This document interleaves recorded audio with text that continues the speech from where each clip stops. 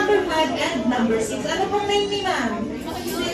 Si Ma'am Cindy and si Sir? Si Sir Joshua. Ayan, tagal nakabalik na po kayo sa mga dating anulansa. Ayan po. Si last year, si Ma'am Cindy at si Sir Joshua ay tatakbo po ulit sa Harapan.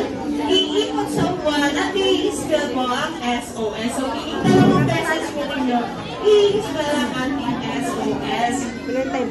Ayan, SOS. So, pag nakabalik na po kayo sa inyo mga dating anulansa. Yes.